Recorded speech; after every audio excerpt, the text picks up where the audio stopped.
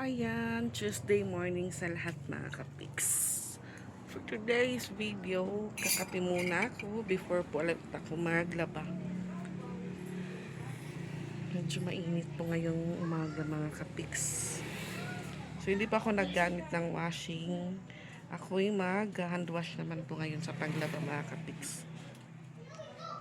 Ayan. Nandun na po yung isa. Nagpapaalam na po nakukuha na ng snack. So early ko po silang ginising kasi yun nga sabi ko lalaba ako, magpapaigip ako sa kanila ng tubig gamit po yung maliit na balde. Ano to ate? Music. Ano music? Magic? Putangin bayad nito akong wallet na akong wallet. May bayad na to. So nakababad na po yung labahan ko mga kapiks. So ngayong araw pala yung living po ni Chris Lawrence Fabian. Yung nakatira po doon sa Kugon. Malapit lang po dito sa amin.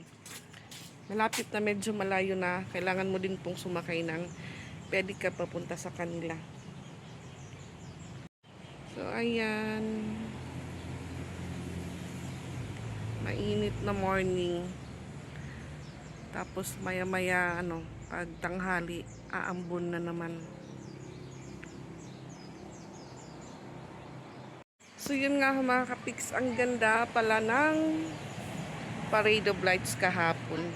Oh, igawas, 8 kabugos, ano to nga 200, daligid nga bayad. So nagpa-deliver po ulit ako ng mineral water kasi naubos na po yung binibenta ko po ditong mineral.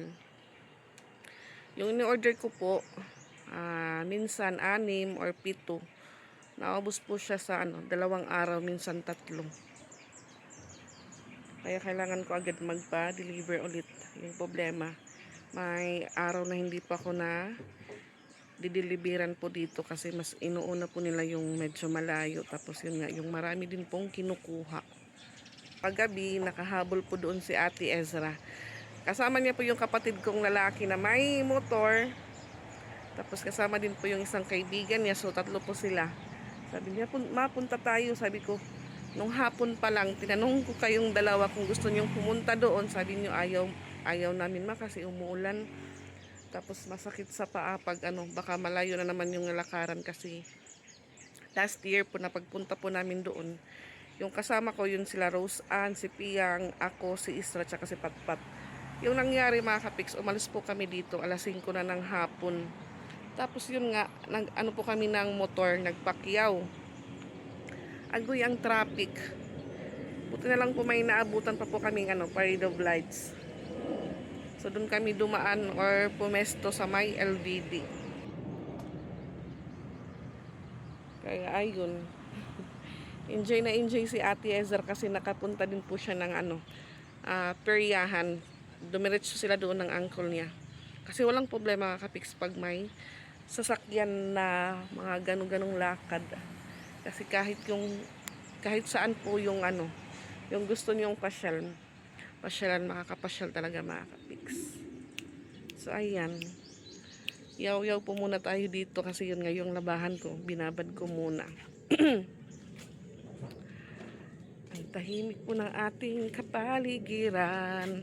Sumudjol po sila ngayon, Ate Ezra. Baka daw sa July 6. At ayan, happy fiesta pala sa downtown area mga kapiks. Fiesta po ngayon sa downtown. So before, yun nga, yung isang ninong ko po, may bahay sila sa downtown. Yung kasama ko pong mamiesta before, si Mama. Kasi yun nga, yung may-ari po ng bahay, yung ninong ko, so pag mamiesta po kami ng downtown, ako po yung sinasama ni Mama. Pero simula po nung hindi na po si Papa nag-drive ng jeep nila, so hindi na din po kami pumunta doon. Tapos yung bahay din po nila is yun po yung nasunugan before. Nakalimutan ko na kung yun, kung kailan yun nasunog, yung sa may quarry mga kapiks, na balita din po yun na maraming nadamay na bahay. Nabalita din po yun mga kapiks na marami din pong bahay na nadamay sa sunog noong doon po sa quarry area. So ayan mga kapiks, tignan po natin dahil dadaan po si Chris Lawrence Fabian, yung batang nadamay at namatay nung shooting incident po sa San Jose National High School. Ayan na po. So doon po siya ililibing sa Diit Abukay mga kapiks. Ayan, bali dalawang sasakyan po ng funeralia yung ginamit nila at ayan po mga kapiks, ang daming nakilibing kay Fabian. Hininto ko po muna yung labahan ko. Nakilibing din po sila Francia na Inday, tapos si Ate Itit. May mga scouting din po mga kapiks. May mga scout na nakilibing. Ayan.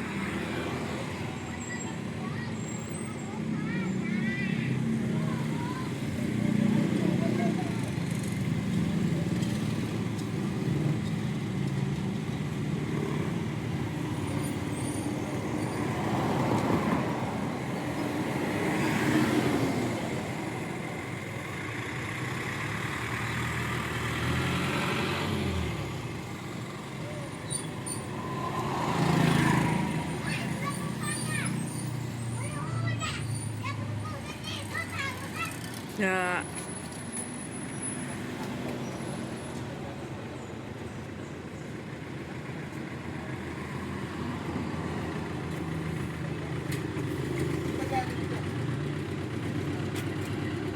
may jeep, dalawa lang po yung sakay.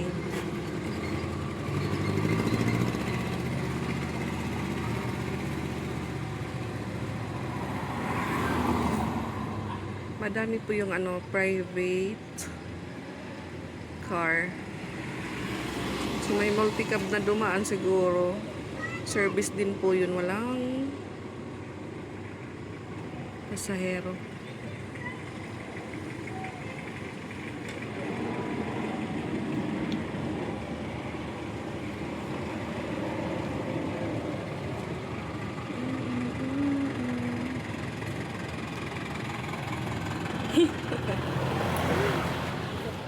So ang daming nakilibing mga kapiks.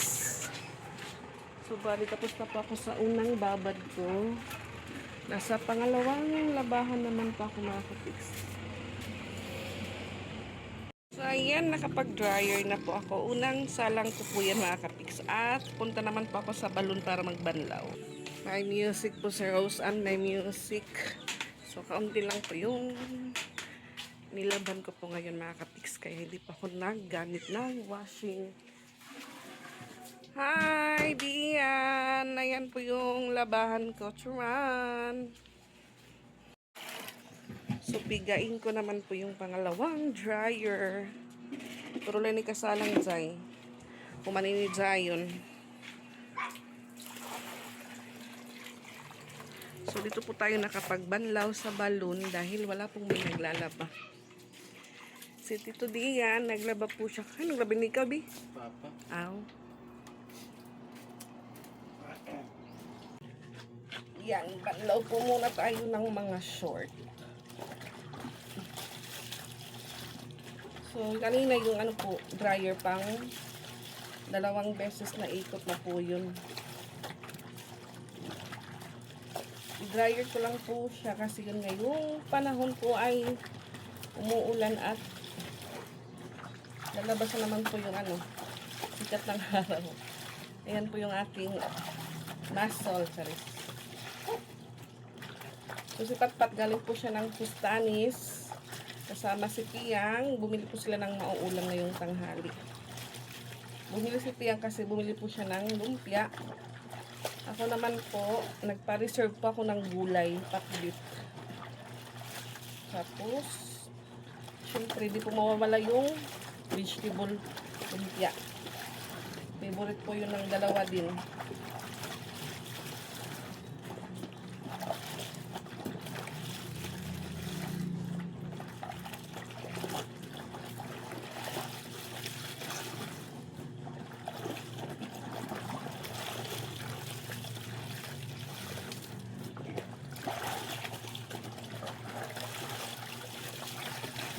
Lagay yung mga pants at saka ibang short.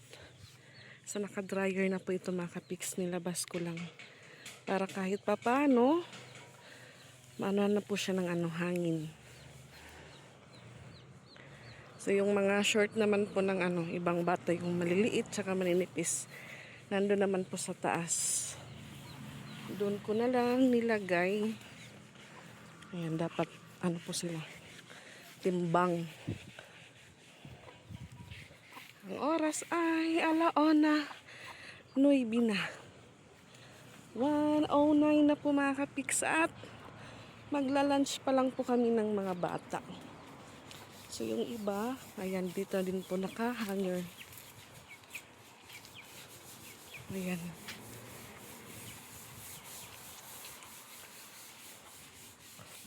Nainita naman po siya mga kapiks. Yung dito hindi ko po maitaas kasi yung kahoy, ayan, ganun na lang, ganun pa rin po, hindi siya ma-adjust. Manipis lang naman yung ibang t-shirt, tuyo na po ito maya maya.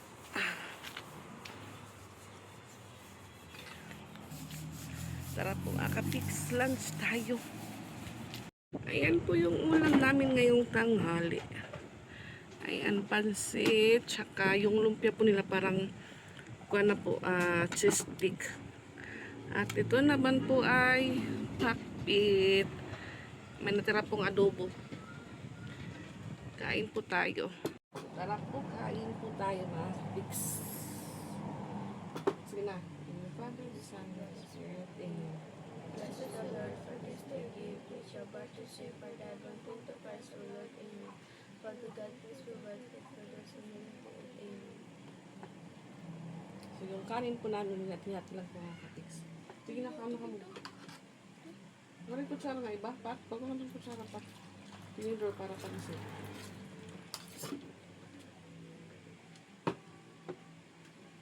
Sige na, ate, tumiit na po yung lumpia ngayon ni Kuya Isoy.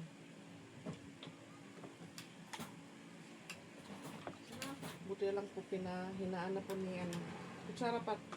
Ito na lang ating lagay. Tinidor.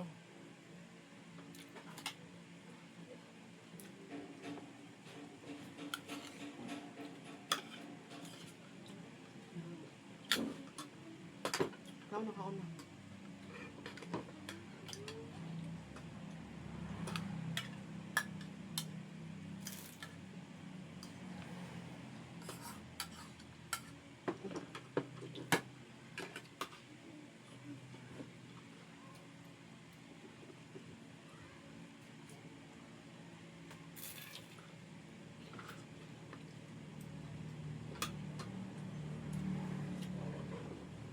Kami lang po tayo lang.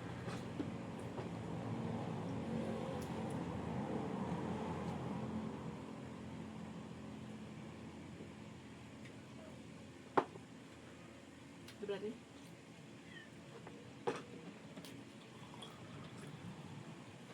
Ano po?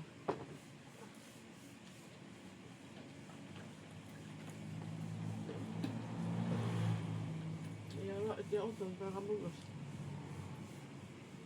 Salamat. Gusto niya lang yun? Ito?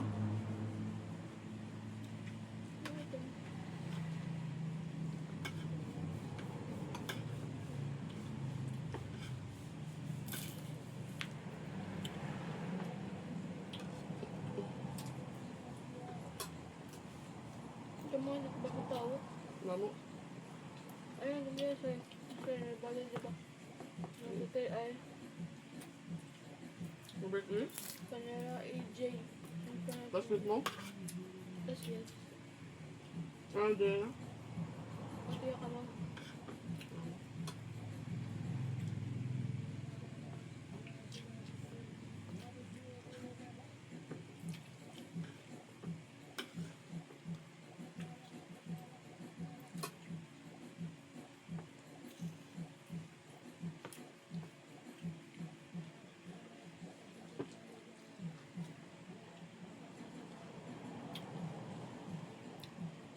Saan hindi pa natin nakakuha yung music ni Rose Ann.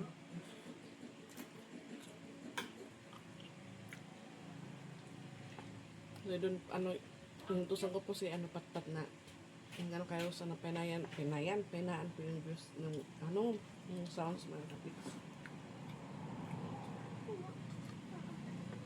Hold on.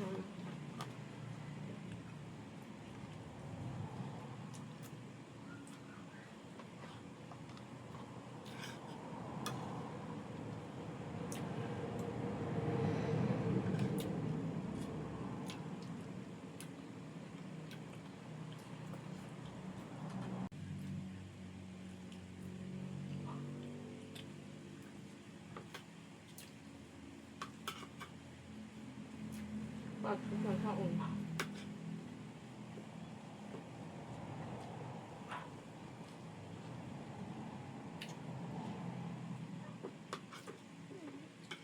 Okra. Tahu ka? Ikaw?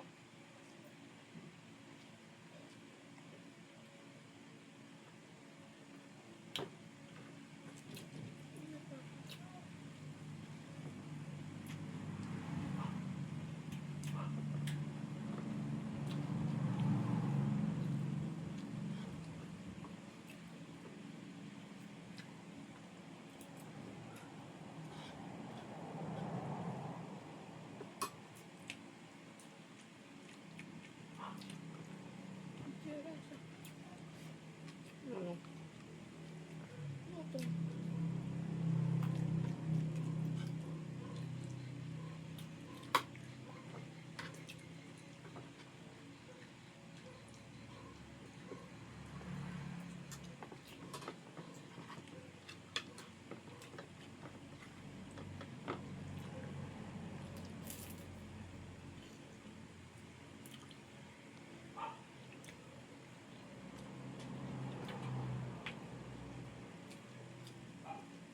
Berarti?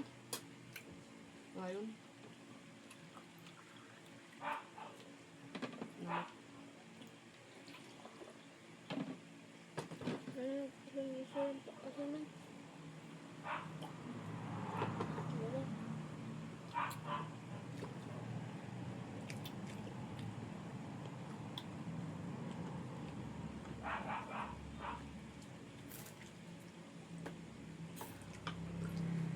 Hindi ko naman yung story yan mo. Ano i-vlog ako ng ganyan yung story. Nag-chat ako kung okay na nag-chat ako kung chat GPT. Picturing ko na okay. Pero yung iba, ibang samba. Sigara mo. Tapos? Yung kulit na yun. Kasi yan in nakalakuntan ng set. Yung mga setting. Ano ba ito? Exposition. Climax, wallet, action. Session action. Ano ito nasa? Ibalhin mo. Yung sa pinaban paper. Ano yan? Sagot pero okay. Ito space. Tapos? Ang ito lang. Ito kaya bang kanong kwan kay? Utan ka una. Ito bang kutsara ganito pag mix ka ganito kanon. Pero,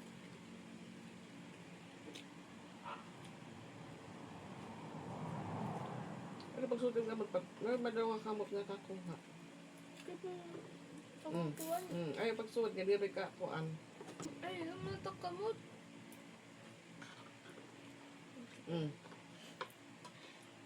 Sagluhin mo kanon.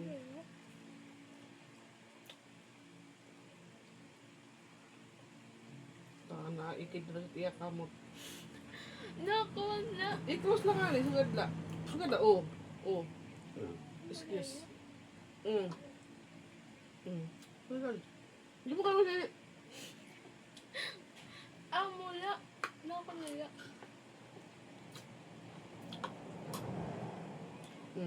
Naikidot iya kamot.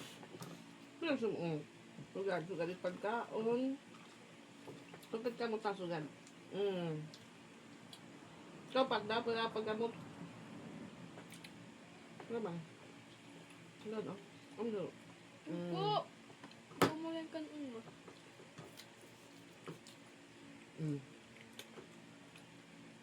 Pero gito na ibaw. Kaya igbula iya. Nata ka naliwat.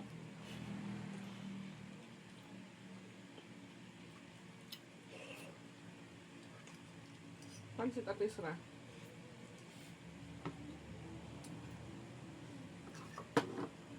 Kumuyang Facebook na ito. May katabi po tayo ditong asot pusa. Kaya po yun. Nilanggalan ko po sila ng cellphone ngayong araw. Tuloy. For 1 year na po yun. Tumatawa po sila. Akala nila di ko tutuhanin mga kapits. Kaya video ako. Paano? Ano? Right.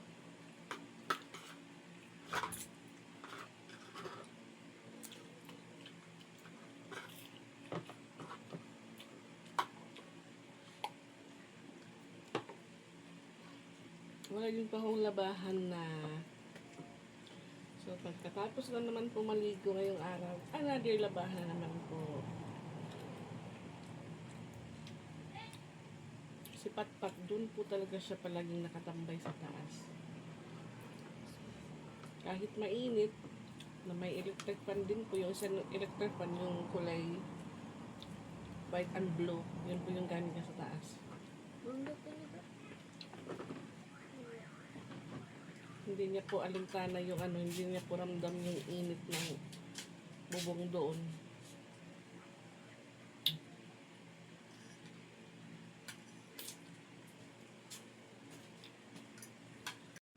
So yun nga mga kapiks, naisipan ko pong paggawa ng stand. Yung ref po dito sa bahay. Kasi yung stand niya po is yari lang po sa kahoy or pinaayos ko lang po kay Tito.